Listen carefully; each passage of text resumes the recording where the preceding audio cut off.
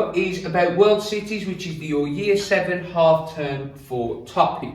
So what is a world city? A world city can be considered a hub of major transport infrastructure such as international airports. There are also political and administrative regions, and you tend to find this is where ruling members and government bodies are found. There are also economic hubs with lots of jobs and centres for international trade, and there are also centres for education, for example colleges and universities. Why did world cities develop? So this satellite view is of London, the capital city of England and the largest city in the United Kingdom. Now the land in London is generally flat. It's got flat relief. This means it's easy to build homes and infrastructure. It's got a navigable river. It's deep enough for large ships to come in and out and transport goods. It's also useful for things like fishing and drinking when the city originally started to develop. It's got access to the sea, so it can easily trade with other countries around the world. And London has got historical trading routes, especially when the British Empire was in Four Falls. And even though you can't see it on this video, cities tend to develop where there are raw materials underground. Alright. Different types of cities. A millionaire city, this is Birmingham in the West Midlands, simply means a city with 1 million or more people, whereas a mega city such as Jakarta in Indonesia has got 10 million or more people. Mega city, 10 million or more people. Now, the key term we use, urbanisation. This means when an increasing proportion of people live in towns and cities. You need to learn this definition. Now if we look at this line graph, we can see we've got years along the x-axis and the population along the y-axis. Over time, the amount of people in rural areas has gradually levelled out, whereas the amount of people in urban areas has increased rapidly. And there are now more people living in urban areas, we're around here in 2022, than there are in rural areas. The fastest growth tends to be happening now in LICs and NEEs. So, what are the causes of urbanisation? Why are people going to cities and why are cities growing? The first one is rural to urban migration. People are basically moving from rural areas in the countryside to cities, and the other reason is natural increase. And this is when the birth rate, the amount of babies born per 1,000 people per year, is higher than the death rate, which is the amount of deaths per 1,000 people per year. So, rural to urban migration, there's two factors that we need to know about. The first are push factors. Push factors include lack of or low paid jobs. This could be considered an economic push factor. Only basic medical care, if any. Only basic education. Poor quality infrastructure, think dirt roads that are not very easy to navigate. And limited social opportunities. You probably know everybody in the village. Okay, whereas poor factors that are pulling people to the city, there are a wider range of regular paid employment, and this is an economic pull factor. More likely to find health centres and hospitals to improve your health, which is a social pull factor. You've got schools, colleges and universities for your education. Infrastructure more generally in terms of water, you're more likely to have a reliable clean water supply, regular electricity supply, roads, railways and public transport, international transportation, and also in terms of entertainment and leisure opportunities. Alright, you're more likely to find a cinema in a city where you can go and watch your favourite new film than you are in the middle of rural Uganda.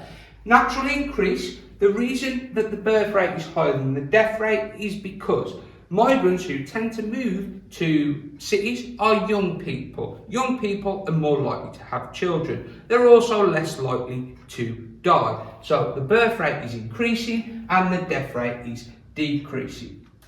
Alright, this creates both opportunities, we use a smiley face for opportunities, and challenges, a sad face, of urban growth. So Jakarta is a city, a mega city in Indonesia. Okay, opportunities are $321 billion per year is made collectively by the people in Jakarta. Alright, they also moved, the people who've moved from rural parts of Indonesia and other islands are all different ethnicities, so the population is very diverse. If you fancy going to a museum, if you're a tourist, there are 142 museums in the city, and tourism is a huge employer in the city, but there are also many challenges. For example, in Jakarta, a large amount of water is being extracted from the ground. This is causing subsidence. The ground is actually sinking. There is also traffic congestion, traffic jams for most of the day. So pretty much anywhere in Jakarta in the daytime, you're going to be stuck in traffic.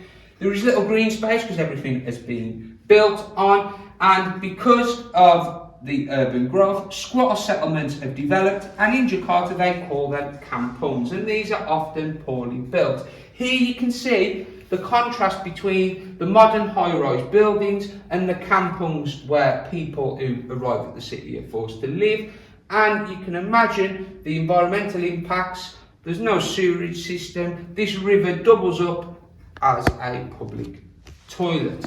Alright, but slums are not unique to Jakarta. Okay, Mumbai, India, the largest slum in the world, is called Dharavi. People have moved to Mumbai looking to live a prosperous life, but they've ended up living in the slums. And as you can see, the quality of the buildings is poor, roofs made of tatty corrugated iron, and very little greenery, although there does appear to be a nice tree there. Okay, other issues, this is an open sewer that's full of waste, there's no waste collection services. This is an environmental issue, but also a social challenge as well, because that poor boy may well get a stomach upset. Other examples of urban slums are in Rio de Janeiro. The South American term for slum is a favela, and huge environmental impacts such as landslides, as buildings are being constructed in a poor fashion on the side of hillsides, which is a physical challenge of living in cities. How can we move forward from this? So, in the future, city planners are ensuring that their cities can be as sustainable as possible. Now, this is another key definition. When you see the word sustainable, sustainability and sustainable development, it basically means the same thing. Providing for people now without damaging the environment for future generations. I would write that down. If you got the opportunity, you need to know that now and for the rest of your life. When you are developing a sustainable city, you need to look at both environmental, social and economic planning. Okay, so when you are planning for environmental sustainability in cities, you need to ensure you're protecting and improving the natural environment. Social sustainability planning involves making sure people are happy, they're supported with their day-to-day life, access to healthcare, access to good education. And economic sustainability, you need to make sure that the people moving to city can financially support themselves.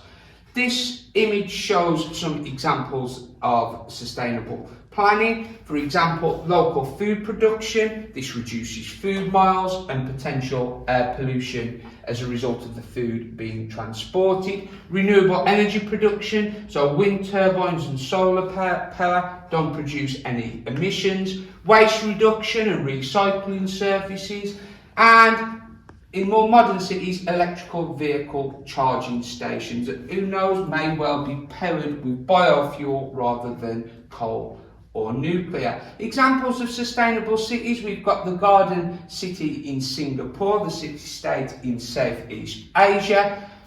We have got Freiburg in Germany that is heavy into solar panels for energy production.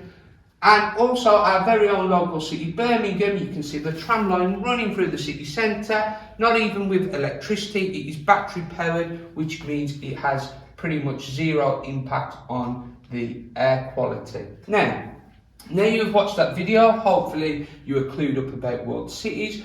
You have got 3 homework tasks to choose from. The first one, choose a city in a low-income country or newly emerging economy. There's some examples there that you could use, and create a research project on squatter settlements.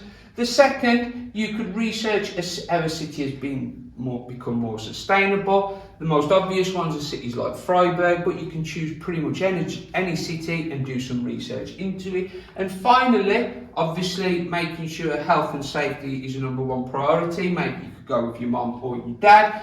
Visit Birmingham city centre and do a survey of all the social, economic and environmental opportunities and challenges that you can see.